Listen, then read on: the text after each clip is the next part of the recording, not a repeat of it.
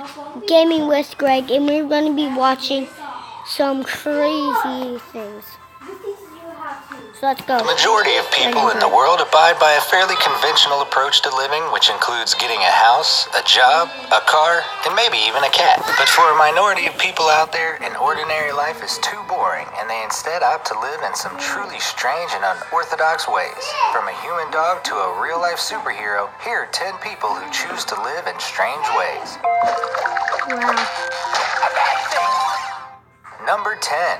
Man lives in a sandcastle. Whenever you take a stroll on the beach, it's hard not to notice enthusiastic kids building sandcastles who usually joke about one day living in one. For one man, this turned out to be real. Marcio Matolius has lived in his massive sandcastle on one of Rio de Janeiro's pristine beaches for a staggering 22 years. Although it doesn't sound particularly luxurious, the sandcastle is surprisingly safe to live in and securely held up with a driftwood frame. Inside lies a cozy 3-foot by 3-foot space full of secondhand books and other items. You can probably guess where the toilet is. After receiving a book on Spanish architect Antoni Gaudi, Marcio was inspired to learn how to build sandcastles, and he clearly became an expert at it. Marcio doesn't pay a penny for rent, and he makes money for food by running a secondhand bookshop from his sandy home. So many books get left on the beach, so it makes perfect sense that Marcio would capitalize on it. Life can be a beach for Marcio, though, as the elements can easily destroy his creation, and he must maintain his castle's impressive integrity by keeping it watered daily to prevent it from caving in. Number 9. Furries. The term furries is often associated with animal enthusiasts dressing up as overly exaggerated animal mascots who should really belong at a sports event. However, there's much more to the bizarre subculture. Furries tend to spend days making their own costumes or even spend a fortune buying a specifically tailored costume. But why is looking like a furry so important to these individuals? For some furries, it's an easier way to make friends, in particular at furry conventions, which is where most furries get the opportunity to congregate. Dressed as giant cats, dogs, parrots, and basically anything else they can think of, their new persona actually encourages communication as well as heaps of compliments from other like-minded furries who appreciate the hard work taken towards the costume. For other furries, it's a creative outlet and a way to express yourself that you wouldn't be able to in your normal, everyday life. Number 8. Real-life leopard in Scotland. Tired of the hustle and bustle of city life, one Scottish man decided to live in complete isolation, which is understandable if you also happen to look like a leopard. Mr. Leopard, or also known as Tom, was at one point the most tattooed man in the world, with 99.2%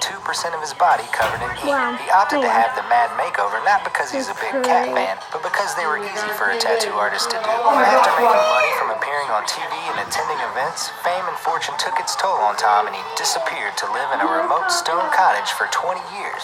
Tom had previously spent a considerable amount of time in the army, so he was conditioned to spending a lot of time alone and hated city life. So you can imagine the leopard man of Skye was feline fine once he got back into the wild. However, life in the wild eventually became too much for Tom, and he finally returned to civilization at 73 and became domesticated once more. Number 7.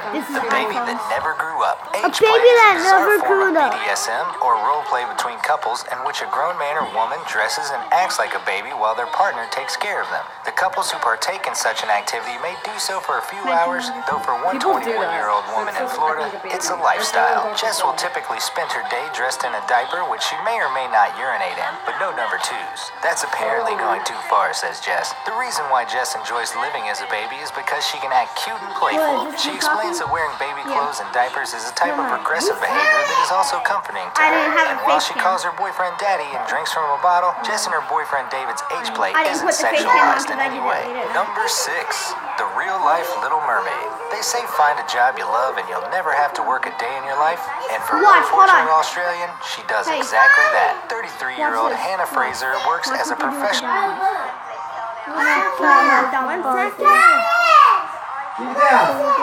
mermaid at the Sydney Aquarium. From a young age, she has always had a passion for them. At age 9, she made her first tail, and her second tail was made in 2002 using a wetsuit material, 2 coat hangers, flippers, and duct tape. Hannah had been primarily working in fashion modeling for over 10 years.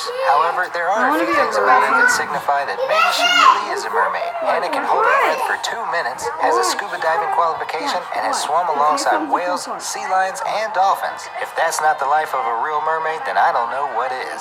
Number 5. Superheroes not in comics. The idea of being a superhero is pretty cool. But in reality, none of us have the money, skills, or sex appeal to do it. But that doesn't mean they still don't exist. Take, for example, the Night Warrior, a 19-year-old superhero who helped drunk people as they left pubs and gave food to the homeless. The only thing Night Warrior has is a flashy costume, but he states that's exactly what he needs to get people's attention, often stunning them with his magnificent allure. Night Warrior has no combat training, gadgets, or weapons, and lives at home with his mom, but that didn't stop him from being a real-life superhero. What did stop him, however, was being attacked by Yobs, who recognized him out of character. It was then that he gave up his cape. On the other side of the spectrum comes Phoenix Jones, who's probably the closest thing to a real superhero you can get. Based in Seattle, 22-year-old Benjamin Fodor decided one day to become Phoenix Jones after his car was broken into and no bystanders present attempted to intervene. Phoenix Jones's costume is equipped with a bulletproof vest and armor plating, though he might not even need it since he's a professional MMA fighter too. Number 4, the man who cried wolf. In fairy tales, wolves are often depicted as aggressive, dangerous animals that you most certainly would not want to encounter during a walk through a forest on a Sunday evening. Sure, these stories are designed to scare kids and maybe adults, but they're not enough for one person in particular. Sean Ellis always had a fascination with the natural world, but it wasn't until he read about a wolf research center in Idaho that he decided he wanted to actually go and live with them. Sean sold everything he owned for a plane fare, worked on the reservation, and learned how to track and collect data about wolves. After a couple of years, Sean then decided to get a little closer and moved into the wild. Staying in a den area, a remote spot where wolves look after their young, Sean was able to integrate into one pack effectively. The wolves would bring Sean raw deer and elk, which he thankfully ate, or sometimes even fruit and berries. His body adapted to his new diet quickly, and he claims he never got ill. After a year staying with the same pack, Sean returned back to the modern world as he had lost a lot of weight, and he felt it was time to return back to society. The experience taught him a great deal about wolves, which enabled him to run his own center that aids wild and captive wolves. Number 3, the Barefoot Sensei. There's no denying the benefits of exploring a forest. Fresh air, free food growing everywhere, and a great place to read a book in peace. These were some of the perks that made one man decide to make the forest his home. Mick Dodge, fed up of living in a stressful, hectic world that the rest of us are stuck in, decided one day to give it up and go live in the middle of the forest, in a tree stump to be exact. Mick is nicknamed the Barefoot Sensei since he doesn't wear shoes while walking around the forest. He stopped wearing footwear entirely way back in 1991 and claims this has healed his plantar fasciitis, hammer toes, and back pain. Mick is a huge advocate for going barefoot. He reckons it helps increase your senses and strengthens your bond with nature. While the majority of us couldn't hack more than 1 hour in a forest or 2 minutes without Wi-Fi, Mick loves it and plans to never return to his old lifestyle anytime soon. To keep dry, Mick wears plastic garments, which he stipulates is the key to living in the forest. Number 2. The record-breaking Lizard Man. Getting a tattoo normally has a significant reason behind the decision. A permanent reminder for something that's happened in your life, or a reminder of someone close to your heart. Then again, it might have something to do with expressing yourself that you could never do before, and that's where the Lizard Man comes in. Also known as Eric Sprague, he's done a number of unusual things to himself to appear like a lizard, or close enough to one if you squint a little. With over 700 hours of tattooing completed on his body, filed teeth, subdermal implants in his eyebrows, and a bifurcated tongue, you would think he was Killer Croc from Suicide Squad. Eric loves being a lizard and made the decision to undergo his transformation over 20 years ago. Not only does he look cool, he can also do cool stuff too. Eric performs sideshow acts such as pushing a giant corkscrew through his head, sword swallowing, and he also currently has the Guinness World Record for the heaviest weight lifted and spun with pierced ears, which was a 16-kilogram beer keg. That's one pretty cool party trick. Number 1. Every dog has its day.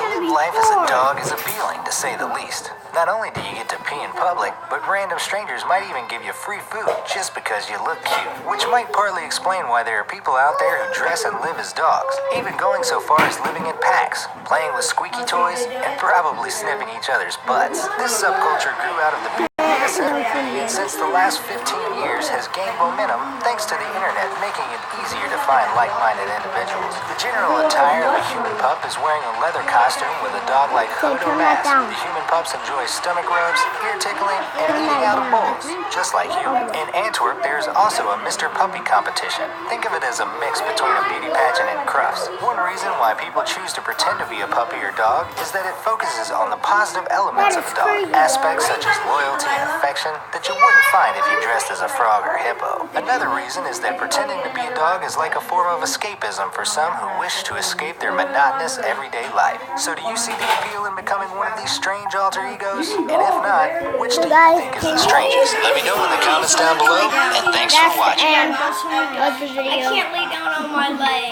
It hurts way too